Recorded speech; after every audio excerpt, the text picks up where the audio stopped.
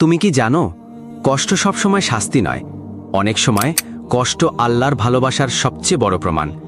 তুমি হয়তো ভাবছ, আল্লাহ যদি আমাকে ভালোবাসতেন তাহলে এত কষ্ট দিতেন না। আজ আমরা জানব সেই 4টি কষ্ট যা আল্লাহ কেবল তার প্রিয় বান্দাদেরই দিয়ে থাকেন। প্রথম কষ্ট, দোয়া কবুল হতে দেরি হওয়া। তুমি হয়তো অনেক দিন ধরে দোয়া করছো, কিন্তু এখনো কবুল হচ্ছে না।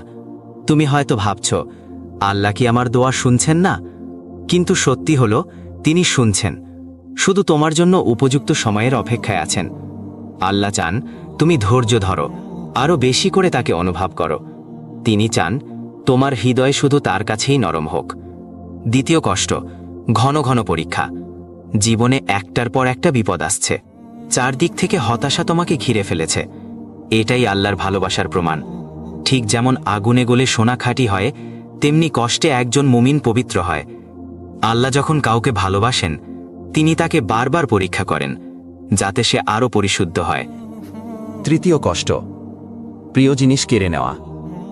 তুমি হারিয়েছ ভালোবাসা, কাজ, অর্থ কিংবা কোনো মানুষকে। হয়তো ভাবছ, কেন? আল্লাহ জানেন, হয়তো সেই জিনিসটা তোমার জন্য ক্ষতিকর হয়ে যাচ্ছিল, তাই তিনি তোমার পথ পরিষ্কার করেছেন, যেন তুমি আরও ভালো কিছু পেতে পারো। তিনি যা কেড়ে নেন, তার চেয়েও অনেক উত্তম কিছু দিতে চান। চতুর্থ কষ্ট, তোমার চারপাশে অনেক মানুষ থাকা সত্ত্বেও তুমি নিজেকে একা অনুভব করো। এই একাকিত্ব তোমাকে বোঝানোর জন্য যে তুমি সবার কাছে ছিলে, কিন্তু আমার কাছে আসোনি। অনেক সময় আল্লাহ আমাদের সব সম্পর্ক ভেঙে দেন, সব দরজা বন্ধ করে দেন, শুধু যেন তুমি একটা দরজায় কড়া নাড়ো। এই 4টি কষ্ট যদি তোমার জীবনে থাকে, তবে ভয় পেও না। এই কষ্টগুলো আল্লাহর ভালোবাসার চিহ্ন। তিনি তোমাকে ভালোবাসেন। তুমি যদি ধৈর্য ধরো, তাহলে এই কষ্টগুলোই তোমার জীবনের সবচেয়ে বড় নিয়ামত হয়ে দাঁড়াবে। ভুলে যেও না, আল্লাহ কখনো তোমার কষ্ট অপচয় করেন না।